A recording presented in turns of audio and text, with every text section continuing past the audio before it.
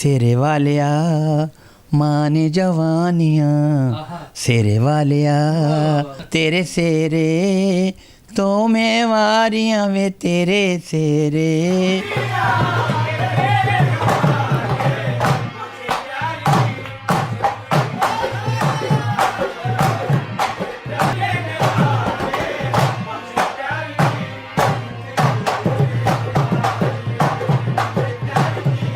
السلام علیکم ناظرین، لیڈر ٹی وی کی جانب سے میں یاسر شامون خان اس وقت ٹنکسالی بازار میں بیٹھا ہوں، اور یہاں پہ ہم اس جگہ بیٹھے ہیں جہاں پہ ایک ایسا شخص رہتا ہے جس نے اپنی برادری کے لیے نہ اچھا سوچا بلکہ کر کے دکھا دیا. بے گھر فاؤنڈیشن کا جب نام آتا ہے تو خواجہ سرا ہماری نظروں کے سامنے آ جاتا ہے. جب ہم خواجہ سراہوں کا ذکر کرتے ہیں تو کسی بھی تعارف کی محتاج نہیں ہیں. عاشی بٹ صاحبہ آج میرے پاس ان گنت ٹرانسجینڈر فیملی اور ٹنکسالی بازار کے حوالے سے سوالات ہیں. آج ہم ان سے بہت سی باتیں کریں گے. جی السلام علیکم. وعلیکم السلام. جی عاشی بٹ کیسے ہیں آپ؟ میں ٹھیک ہوں. اچھا عاشی بٹ، آج ہم آپ کے پاس انٹرویو کے لیے اس لیے آئے ہیں کہ آپ نے ایک بڑا کام کیا ہے، بے گھر فاؤنڈیشن. اپنی برادری کے لیے اچانک یہ سب کچھ کیوں سوچ لیا؟ مختصر نصرت بتا دیں. فرسٹ آف آل تو مجھے بڑا اچھا لگا آپ چل کے میرے گھر آئے ہیں اور مجھے خوشی ہوئی ہے. اس لیے میرے ذہن میں آیا کہ آج تک کسی بھی گورنمنٹ نے، کسی بھی حکومت نے خواجہ صاحب کے بارے میں نہیں سوچا. دارالعلوم بنتے ہیں، یتیم خانے بنتے ہیں، لیکن یہ ایک ایسا کیا کہتے ہیں مخصوص جینڈر ہے جس کے بارے میں کبھی بھی کسی نے نہیں سوچا. تو میں نے کہا میں کیوں نہ اپنی برادری کے لیے خود اپنی مدد کے آپ کے تحت کام کروں. اپنی مدد آپ کے تحت اپنا سارا کچھ لٹا دیا، اپنا سارا کچھ جمع پونجی، اپنا سارا کمایا ہوا پیسہ ٹرانسجینڈر کی فلاح و بہبود کے لیے، ان کے لیے گھر بنا دیا. یہ سارا کچھ بڑا مشکل کام ہے. عام آدمی جو اپنے ہاتھوں سے کھاتا کماتا ہے، جس کے ہزاروں کاروبار ہوتے ہیں، وہ نہیں کرتا اپنی برادریوں کے لیے. آپ نے اچانک ایسا کیسے سوچ لیا؟ یہ درد دل، یہ اچانک یہ کیسے سب کچھ اٹھائی؟ ایسا ہے کہ میں خود ایک پولیٹیکل فیملی سے بلانگ کرتی ہوں اور میں منہ میں سونے کا چمچہ لے کے پیدا ہوئی تھی. مجھے کسی چیز کی کمی نہیں تھی. میں کوالیفائڈ ہوں، کیتھیڈرل سے پڑھی ہوں میں. تو میں نے دیکھا کہ سب کے لیے کام ہو رہا ہے، یہ ٹرانسجینڈر کے لیے خواجہ صاحب کے لیے کوئی کام نہیں کرتا ہے. ہمارے کچھ خواجہ صاحب ایسے ہیں جو ساری زندگی اپنی فیملیوں کو سپورٹ کرتے ہیں. گھر والے پیسے تو لے لیتے ہیں لیکن گھر میں رکھنا پسند نہیں کرتے. میری زندگی میں کچھ ایسی واقعہ ہیں کہ سب مختصر کے ایک خواجہ صاحب تھا، گھر والے پیسے لے لیتے تھے لیکن جب اس پہ برا وقت آیا اس کو گھر سے نکال دیا اور اس کی ڈیتھ میرے ہاتھوں میں ہوئی. تو اس کو دیکھ کے اس کو نظریہ کو مد نظر رکھتے ہوئے میں نے کہا میں کیوں نہ ان کے لیے کوئی کام کروں، ان کے لیے کوئی گھر بناؤں جہاں پہ یہ اپنی زندگی بڑی آرام سکون سے گزار سکے. یعنی کہ یہ زندگی میں فیصلہ کر لیا کہ اب خواجہ سرا سسک کر مریں گے نہیں، کم از کم ان کے پاس ایک اپنا رہنے کے لیے گھر ہوگا. خواجہ سرا اکثر ہم نے دیکھا عاشی بٹ ہیپاٹائٹس سی، HIV پازیٹیو اور مختلف قسم کی اس طرح کی بیماریوں کے شکار ہو جاتے ہیں، اور ڈاکٹر حضرات جو ان سے ہیں وہ لواحقین کو یا پھر ان کے جاننے والوں کو کہہ دیتے ہیں کہ ان کو زندہ دفنا دیں. اب کیا یہ نوبت نہیں آئے گی؟ میں تو میرا ذہن میں ایک سوال ہے کہ پیرنٹس کو چاہیے کہ ایسے بچے سے پیار کریں، کیونکہ بچپن میں ان لوگوں کو گھروں سے کیک آؤٹ کروا دیا جاتا ہے. یہ چھوٹی عمر میں گھروں سے نکل آتے ہیں، اپنے گروؤں کے پاس آ جاتے ہیں. جو پیار ان کو گھر میں ملنا چاہیے وہ ان کے گرو دیتے ہیں، گرو ان کو لک آفٹر کرتے ہیں. جیسے کہ بچہ بڑا ہوتا ہے، پڑھتا ہے، لکھتا ہے، کماتا ہے، اپنے ماں باپ کو لا کے دیتا ہے. تو ایسے جو ہمارے چیلے ہوتے ہیں گروؤں کے، وہ کما کے اپنے گروؤں کو لا کے دیتے ہیں. تو گرو بیچارہ کیا کر سکتا ہے؟ گرو بیچارہ تو جو خود گرو کو کون سا کوئی ہنر آتا ہے، ناچ گانا ہے، وہ اپنے چیلے کو سکھائے گا. تو میرا آپ کو بات کرنے کا مطلب یہ ہے کہ جب یہ گھروں سے نکلتے ہیں، کچھ تو گروؤں کے پاس آ جاتے ہیں، کچھ بری سوسائٹی میں چلے جاتے ہیں، سیکس ورکنگ میں آ جاتے ہیں، بیگنگ پہ آ جاتے ہیں، اینڈ وہ بیمار ہو جاتے ہیں، ان کو دیکھنے والا کوئی نہیں ہوتا. تو ان کو دیکھ کے پھر میرے دل کو بڑی تکلیف ہوئی. میں نے کہا میں ان کے لیے کوئی کام کروں، اور اسی بات کو سوچتے ہوئے میں نے 1 کروڑ کا گھر اپنی جمع پونجی ساری ان پہ لگا دی ہے. اور بے گھر جن کا کوئی گھر نہیں ہوتا، سب سے پہلے آپ کے ذہن میں آئے گا بے گھر خواجہ صاحب کو کوئی گھر نہیں ہوتا ہے. خواجہ سرا کا کوئی گھر نہیں ہوتا، بے گھر ہوتے ہیں. اب آپ اندازہ کیجئے کہ جو لوگ سڑکوں کے اوپر سسک کے مر جایا کرتے تھے، خواجہ سرا ہوا کرتے تھے، اب کم از کم کچھ کو سر چھپانے کے لیے جگہ مل جائے گی. لیکن جو ہزاروں لاکھوں کی تعداد میں اس وقت خواجہ سرا پاکستان میں موجود ہیں، ان کے بارے میں کون کیا سوچے گا؟ کسی نے بھی کچھ نہیں سوچا ہے. آپ کو سوچنا چاہیے کہ ख्वाजा असरा ये आपके बहन भाई हैं, आप लोग इनको एक्सेप्ट करें. ख्वाजा असरा ही हैव 2 ब्रेन. अगर आप लोग इनको सपोर्ट करेंगे तो ये औरत मर्द दोनों का काम दे सकते हैं. इनके लिए टेक्निकल अदारे बनाए जाएँ, इनके लिए एजुकेशन बहुत ज़रूरी है. अगर आप इनको सिखाना चाहेंगे, ये अच्छे शेफ़ हो सकते हैं, अच्छे बुटीक चला सकते हैं. लेकिन किस्सा वही कि ये बेचारे गरीब हैं, इनकी तरफ किसी की तवज्जो नहीं, कोई गवर्नमेंट इनको सपोर्ट नहीं करती है. किस्सा परिना ये है कि कोई भी गवर्नमेंट इनको सपोर्ट नहीं करती है. आशी भट्ट, हमें ये बताएं कि आपने पूरा पाकिस्तान छोड़ के टेकसाली बाज़ार में ही अपना घर क्यों बनाया? एक वक्त में तो खैर ये परफॉर्मिंग आर्ट का एक बहुत बड़ा कॉलेज और इदारा था, यहाँ पे ख़वातीन को रक़्स की जो उनसी तरबियत दी जाती थी. आपने यहाँ पे ही अपना मस्कन क्यों बनाया वैसे? हाँ, ये एक ऐसा एरिया है जिसको जहाँ भी किसी इलाके में पनाह नहीं मिलती, यहाँ पे आ जाता है. मैं भी जब मुझे घर से किक आउट किया गया तो मैं यहीं पे आ गई. मेरे गुरु यहीं पे रहते थे, मैं अपने गुरु के पास आ गई और यहीं पे मैंने अपने गुरु से नाच गाना सीखा है. यहीं पे गुरु से नाच गाना सीखा है. आपने यहाँ पे भरपूर दौर देखा है? जी, बहुत देखा है मैंने. भुट्टो दौर से लेके और अब तक के सारे दौर देख रही हूँ. भुट्टो दौर में यहाँ पे बड़ी चहल पहल थी. हाँ, यहाँ पे मेरा ख्याल है मैक्सिमम 350 ऑफिस लगते थे. कि मखसूस टाइम होता था 11 से लेके 1 बजे तक. हर बड़ी आर्टिस्ट इसी बाज़ार से गई. और उस कोठे को ऑफिस कहा जाता था, ऑफिस का नाम दिया जाता था, और वहाँ पे होने वाले रक़्स को प्रोग्राम कहा जाता था. यहाँ पे बड़े बड़े सियासतदान आते थे. मैं किसी का नाम नहीं लेना चाहती हूँ. पता नहीं कौन कौन सा सियासी बंदा मैंने इन आँखों से देखा है, लेकिन मैं किसी का नाम नहीं लेना चाहता. अगर किसी का नाम आप 1-2 का लेना चाहें तो? मुस्तफ़ा खार आपको पता है, बहुत फेमस थे. यहाँ पे आया करते इस बाज़ार में. और गौहर अयूब थे, अयूब साहब के बेटे. फिर जाम सादक थे. काफ़ी लोग यहाँ पे आते थे. तो बस में किसी मुनासिब नहीं लगता.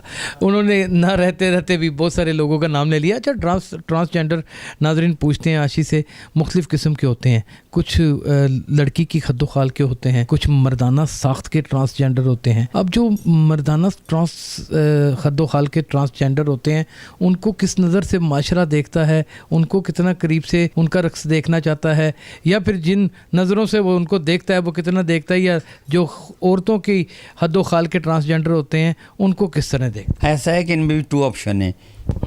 मर्द ख्वाजा सा, औरत ख्वाजा सा. जैसे कि मैं बाई बर्थ हूँ और मैं, आप औरत ख्वाजा? हाँ जी, मैं औरत ख्वाजा हूँ और मैं बाई बर्थ हूँ.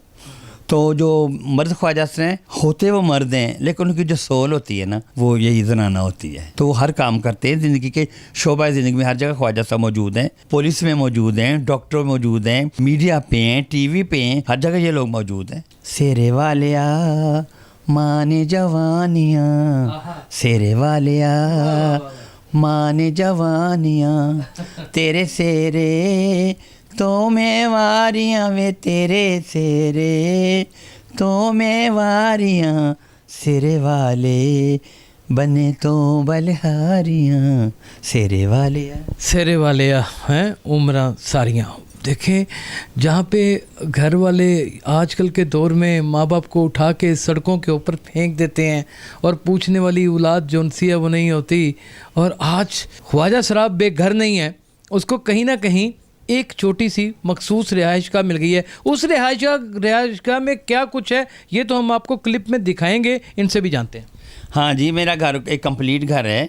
8 बेडरूम अवेलेबल है. वहाँ पे आसाइश ज़िंदगी की हर चीज़ मौजूद है. खाना पीना वहाँ पे मैंने हर चीज़ अवेलेबल है. यानी कि सुबह का नाश्ता, दोपहर का खाना, रात का खाना, सब कुछ मिलता है. हर चीज़ मौजूद है वहाँ पे. जितने भी मेरे ख्वाजा साहब आया करें, ऐसे लगेगा जैसे वो अपने घर में रहे. यानी कि TV शीवी भी देख सकते हैं. हर चीज़ है. 4 LCD लगी हुई हैं और 4 मैंने AC लगवाए हैं. गनमैन है, चौकीदार, सिक्योरिटी कैमरे लगे हुए हैं और 1 महीने का राशन मैं एडवांस दिलवा के रखती हूँ. किचन है, हर चीज़ वहाँ पे मौजूद है. लेकिन हमने तो लोगों से ये सुना है कि जनाब अगर कोई ख्वाजा सरा वफात पा जाता है तो अचानक पाड़ के लेके जाते हैं, उसको पैदल उड़ा के लेके जाते हैं. पैदल लेके आप ऐसा करें तो मेरे से रब्ता रखें कि कोई ख्वाजा सा मरेगा, मैं आपको दिखा दूंगी. ठीक है, आपके दिल की तसल्ली हो जाएगी. नहीं, मेरे दिल की तसल्ली की बात ही नहीं है. ये लोगों के दिलों का बहुत बड़ा एक सवाल था जो आशी भट्ट की ज़ुबानी इसलिए सुनना चाहते थे क्योंकि आशी भट्ट ने एक बड़ा काम बेघर के हवाले से किया है. अब लोग उनके ऊपर मुकम्मल तौर के ऊपर यकीन करते हैं. हर तबके की एक आवाज़ होती है ना, इस तरह ट्रांसजेंडर्स की आप एक बड़ी आवाज़ हैं. तो इस हवाले से ये पूछना नहायत ज़रूरी था. अच्छा, आगे आपने इनकी तालीम व तरबियत के हवाले से क्या किया? یعنی کہ 50+ کو تو آپ نے گھر دے دیا, ان کو رہنے کی جگہ دے دی, وہ 60 65 کا 70 کا مر جائے گا, اللہ کو پیارا ہو جائے گا, چلو بے گھر ہو کے نہیں مرے گا. لیکن یہ جو اگلی نسل ہے ٹرانسجنڈر, ان کے بارے میں آپ نے کیا پلان کر رکھا ہے, آپ سجیسٹ کیا کرتی ہیں؟ یہ جو یوتھ آ رہی میں ان کے لیے بڑا کچھ سوچ رہی ہوں. وہاں پہ میں نے مشینیں رکھوائی ہوئی, بات وہی آ گئی, یہ لوگ کام سیکھنا نہیں چاہتے. میں پچھلے تو میں ایک کک کی ضرورت تھی وہاں پہ کھانا پکانے کے لیے, تو میں گھر کی کھڑکی میں کھڑی تھی, نیچے خواجہ صاحب جا رہا تھا, میں نے اس کو اوپر بلایا, میں کہا نہیں کھانا پکا لے. ہاں باجی میں بڑا اچھا کھانا پکا لیتی ہوں.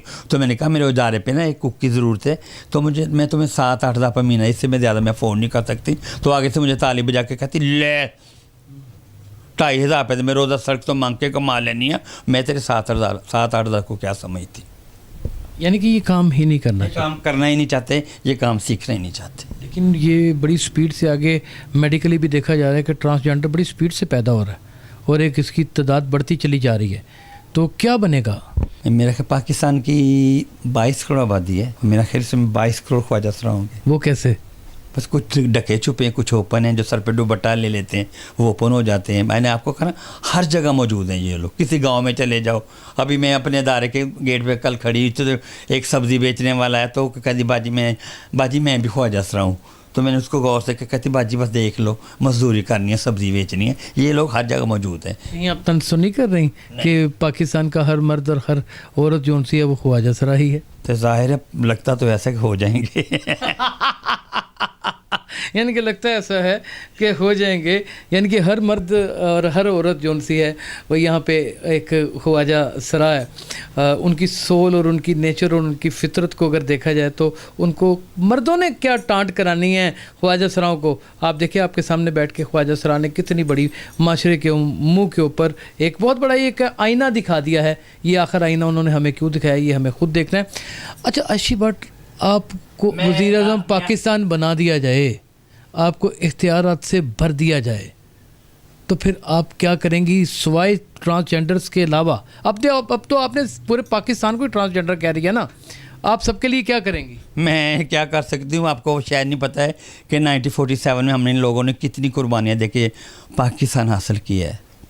اگر ہم لوگ اس وقت موجود ہوتے تو ہمیں اس کا احساس ہوتے. ہم لوگ پاکستان کے لیے کچھ بھی نہیں کر سکتے. میں اپنے بارے میں آپ کو ایک بات بتانا ضروری سمجھتی ہوں کہ 2013 میں الیکشن پہ کھڑی ہو گئی. اچھا. اور میں صبح میں نے کاغذات سے نام جمع کروانے جانا تھا, رات کو ٹی وی پہ چل گیا جی عائشہ بٹ الیکشن پہ کھڑی ہو رہی ہے, اخباروں میں آ گیا. اسی رات میرے گھر کے آگے اتنی فائرنگ کی گئی, آدھا پونا گھنٹہ میرا نیچے والا دروازہ توڑ دیا گیا, مجھے فون پہ گندی گالیاں دی گئیں اور میں اپنا گھر چھوڑ کے بھاگ گئی. میں نے کہا جس ملک کی وزیر اعظم کا قاتل آج تک نہیں مل سکا, تو میں تو خواجہ سا, مجھے کون تحفظ دے گا, تو وہاں پہ میں پاکستان کے لیے کیا کر سکتی ہوں. مائی گاڈ, جس ملک کے وزیر اعظم کا قاتل آج تک نہیں مل سکا, یہ ایک خواجہ سرا ہیں. اگر ان کے ساتھ یہ سب کچھ ہوتا ہے تو پھر ان کو تحفظ کون فراہم کرے گا؟ یہ ایسی نگٹ قسم کی ایسی ننگی حقیقتیں ہیں جن سے نظریں نہیں چرائی جا سکتی. اچھا, لوگ جاننا چاہتے ہیں کہ آپریشن کے تھرو بھی خواجہ سرا عورت بن سکتا ہے, مرد بن سکتا ہے کہ نہیں بن سکتا, اور یہ اگر ایسا ہے تو ٹیکنالوجی کہاں تک پہنچ؟ تو یہ صرف خواجہ صاحب پہ نہیں ہے, عورتیں بھی تو لیزبین ہیں, عورتیں بھی تو مرد بن رہی ہیں. تو اب خواجہ صاحب اس میں نہ لائیں. میں کسی کو ننگا نہیں کرنا چاہتی, میں خود بہت گناہ گار ہوں. نہیں وہ بات ٹھیک ہے, لیکن اس میں کھلی بات کر دینے میں حرج بھی کوئی نہیں ہے. عورت بالکل, عورتیں جو سی ہیں وہ لیسبین ہیں, اور وہ جو سی ہیں وہ آ بھی رہی ہیں, جینڈر چینج کروا رہی ہیں, اس میں کوئی دوسری رائے نہیں ہے.